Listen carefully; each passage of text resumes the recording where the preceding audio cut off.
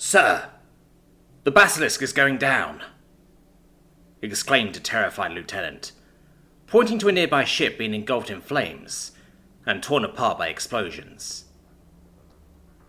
Hearing the news, the captain stopped shouting orders to his panicking subordinate and fell into a deep, contemplating silence. Frantically looking around, his gaze lands on the young and inexperienced rear admiral that was nervously hiding behind a wall of displays. "Sir, the flagship and the admiral have been lost in action. You are now in command. What are your orders?" said the old captain, with an undertone of disgust and contempt, as the Derivian male in front of him barely reached adulthood and got to that position simply because he was the son of some big shot. The bridge was dead quiet. Everyone was eagerly waiting for orders, staring right into the young officer's soul as bright flashes and explosions went off all around the scattered and confused formation of ships. Despite being promoted exclusively through nepotism, the young Derivian was well educated in military matters and had great respect and appreciation for the traditions and history of his people. After some agonizing moments of silent thoughts, he started issuing orders to the remaining operational ships, trying to prevent a total disaster. As the battle kept raging on, the heavily outnumbered Derivians managed to reacquire cohesion under the new lead, and formed a battle wall adequate enough to avoid the assaulting raiders to outmaneuver and flank their formations. The fleet was barely holding the enemy at bay. The rear admiral and the rest of the command staff knew that it was only a matter of time before the battle turned into a one-sided massacre. Having lost almost all the screening ships after hours and hours of fighting, most of the remaining hulls in fighting condition were capital ships, and they were at serious risk of being overwhelmed by sheer numbers and waves of starfighters. In this moment of desperation, to save the life of his subordinates and avoid a galaxy-wide shame to his species, the rear admiral suggested something quite unbefitting of a true Derivian officer. "We should call for help." Hearing this outrageous proposal, the enraged captain proclaimed he would rather go down with his ship than survive and be forced to bow down to his saviors. After some back and forth discussions about honor, loyalty, and the value of life, the rear admiral, who was up until now very respectful of his more experienced officer, decided to pull rank on him, and ordered to send out a distress signal to all nearby allies.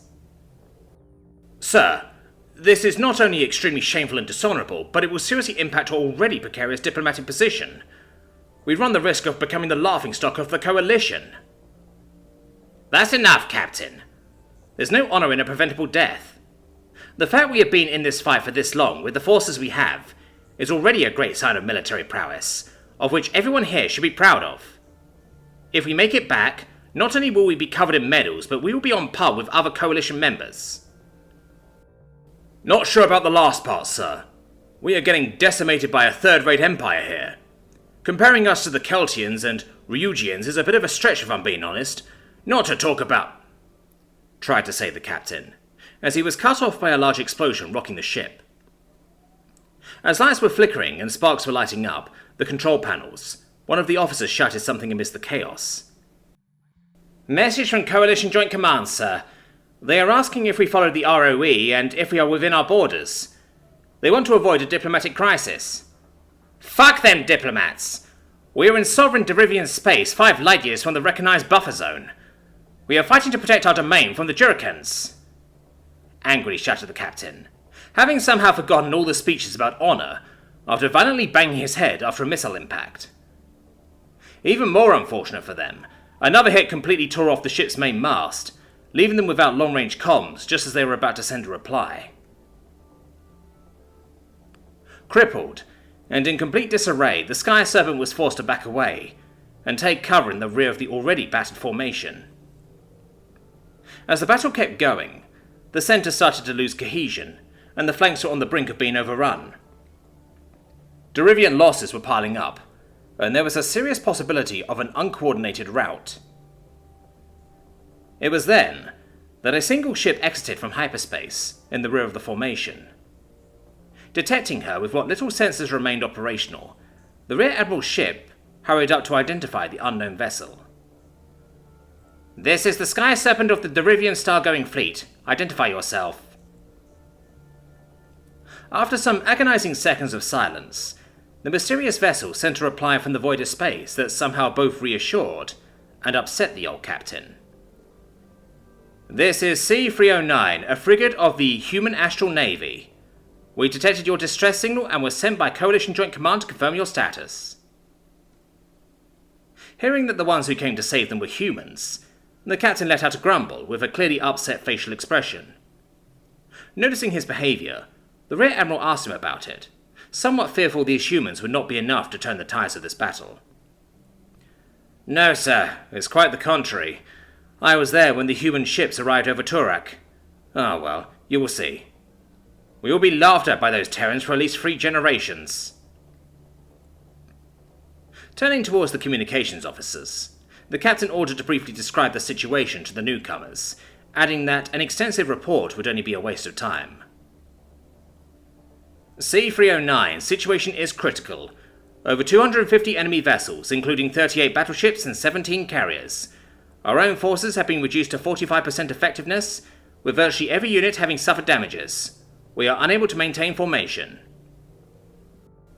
A bit confused and sceptical, the young admiral asked his subordinate to elaborate, only to be interrupted by the Terran's reply. "Understood. We were sailing with elements from the 34th Heavy Cruiser Squadron and the 110th Escort Squadron. We are the only Coalition naval units within fast jump range to the current coordinates. We will assist you as best as possible." "What? We are doomed! How did you even think of coming to help us with so few vessels? C-309, I request you to leave the premises. We do not need you to shed your blood as well," screamed into the microphone the Rear Admiral, wanting to preserve at least his honour as a commander. "We appreciate your concerns, sir, but we are under direct orders of Grand Admiral Wyrene, Commander of the 3rd Starfleet. We will fight alongside you, as allies are meant to." Moved by the apparent loyalty and devotion to the cause, the young officer shedded a tear, and was ready to die with these humans he just met. As he was drying his cheeks, he noticed how the old captain had a rather indifferent expression, as if there was nothing to worry about, as if they weren't about to go down guns blazing. Looking around, he realized all the senior officers had the same attitude, indifferent but relieved, a bit annoyed even. Fearing his men finally lost it because of the stress, he dared to ask what was going on in their minds. "Oh, nothing, sir. Just thinking of what I could have for dinner. Actually, I should tell the cook to start preparing the meals. This is going to be over quickly." The Rear Admiral was about to just give up on everything and accept his fate, when the human sent one last message. "We might have the equivalent of 4 cruisers and a tugboat on hand, but we will give them hell." As they were reading the message in disbelief, the Derivian crew watched from the bridge as a large ship flew past them, headed straight for the enemy wall of cannons and missiles. After dodging the damaged vessels and ploughing through the wrecks and debris, the human frigate increased the already impressive speed to a ludicrous battle speed that was pretty much twice that of any other Derivian vessel. Looking at the angular jet-black ship, her silhouette was almost indistinguishable by the naked eye, as the deep space camouflage made her blend perfectly with the background emptiness of interplanetary void. Only exceptions were her massive, glowing thrusters, whose nozzles were contracting and focusing, swiftly vectoring and changing the ship's angle of attack to let the sleek hull effortlessly glide around the less fortunate chunks of steel. "Is that a frigate? It's the size of one of our heavy cruisers. And how is it so agile and fast? And what are their intentions? Are they crazy?" "Never seen humans in action, huh? It's clear you have no experience fighting with our coalition allies. Take a seat. We are just a sideshow now." As soon as the human ship rushed out of the field of debris and wrecks that were once proud vessels, dozens of Churkan vessels aimed their barrels and remaining missiles at the bold frigate, rapidly approaching. Soon enough, the fearless warship could be seen avoiding the slow plasma bolts, executing a mesmerizing mechanical dance, as control surfaces and side thrusters were put to use to their full extent. The moment missiles were launched against her, from the alloy belt of C-309, numerous lines of hatches opened one after the other to unleash their own missiles to intercept the incoming ones. The empty area separating the two formations was once again filled with rays of light and sentient needles of death after a previous lull in the fight. The humans' autocannons and close-in defense systems started tearing through the void, filling the cold emptiness of space with bright yellow and hot tracer rounds, as the barrage of missiles was simply too large to be fully intercepted by the few they had. To avoid being hit, the ship's hardware and crew had to sustain even harsher and more demanding evasive maneuvers. Heavy flares, chaff, and optical countermeasures were deployed as the frigate pushed to flanking speed while performing an aileron roll, leaving behind a spiral trail of bright lights and particles extending through space, like a comet swept by solar winds. What is this? What are they even doing? Asked the young Derivian in disbelief. They are showing off. Having evaded or tanked the horde of missiles, the human ship was now at the same distance from the two fleets. Still dodging the odd plasma bolts, a spherical object was ejected from the ship's superstructure, roughly the size of Civilis's boulder. As soon as the strange contraption was set free, C-309 quickly turned around and performed an emergency jump, disappearing from the battlefield. After a few seconds of laying there doing nothing, the mysterious sphere emitted a series of extremely bright lights, seemingly scanning its vicinity. Looking at the sensors, one would have noticed that this thing was also emitting electromagnetic pulses and listening to gravitational waves. What now? Is that a bomb? Did they just fuck right off? Are we all going to die? Asked the Rear Admiral yet again, with a resigned tone. No, sir. There's a hyperspace beacon. A what? He could not even ask the next question, as out of nowhere 4 enormous ships, accompanied by a handful of smaller warships, slightly bigger than the one that just left, jumped in. What was even more impressive was that all the ships exited hyperspace right next to each other, around the so-called beacon. It is very hard, if not impossible, to exit from hyperspace in a precise location, even with the assistance of a supercomputer, is what the Rear Admiral exclaims. The experienced captain quickly explains, "Those bastards managed to find a way to lock in on a signal while travelling at ultra-relativistic speeds in a different dimension. Don't ask me how. Basically, the beacon scans the position, mass and velocity of any object around it, and sends out a coded signal. Newer and upgraded human ships can detect and home in on these specific signals. The required information is relayed to the ship's nav drives that communicate with each other to jump out in a coordinated manner, without smashing into each other.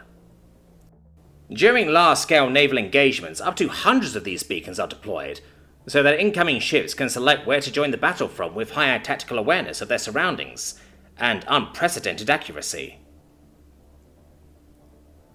To testify the captain's statement, as soon as the human ship showed up, they had their cannons already pointed to the nearest targets, letting out a devastating salvo that took out over 20 ships in a matter of seconds. Not content, the heavy cruisers and their escorts elegantly opened their missile cells, akin to a pretty lady lifting her skirt, to show the holstered 44 Magnum hanging on her thigh. Thousands of missiles swarmed the Jerkin ships, that were mostly left without countermeasures and defensive missiles after the prolonged fight. In the blink of an eye, more than 1/4 of the opposing formation was reduced to floating scrap metal, as another good chunk was left heavily damaged or outright crippled. Before the tremendous show of force, the enemy fleet quickly deployed smoke screens and started to retreat, having technically beaten the Derivians and having achieved the main objective of their raid by seriously degrading their direct rivals' naval power. The Rear Admiral, excited and wanting to exact revenge for his fallen comrades, anxiously waited for the humans to give chase or let out a new volley of missiles. When, after minutes of nothing happened, he asked what was going on, The Terran's reply left him a bit unsatisfied, but it's not like he was in any position to protest. This is CO-56, 34th Heavy Cruiser Squadron, 3rd Star Fleet. Enemy vessels are disengaging. You should start withdrawal procedures. We will act as rearguard. No! Why aren't you going after them? You must inflict as much losses as possible to those savages. Sorry, sir, we are not here to massacre them, but to fend them off. If you want to declare war, you will have to get the Coalition Joint Command approval before any Allied unit will join you in your campaign. We are also out of missiles. We used all the ones we had trying to scare them away, while using long-range comms to fake the imminent arrival of additional units. If they come back for a second serving, I'm afraid we will have to serve them empty plates. We still have our guns, but it would be impossible to repel them all with so few naval assets. We are basically bluffing them. Understanding, the Rear Admiral issued the order of retreat. While hurt in body and spirit, half of the battered fleet was still somewhat floating and could be repaired or salvaged. What no one was prepared for was the centuries of jokes and banters that the Coalition members would cast upon the poor Derivians for having their mighty fleet almost obliterated by a third-rate power and having been saved by a single-digit number of human ships that happened to pass by.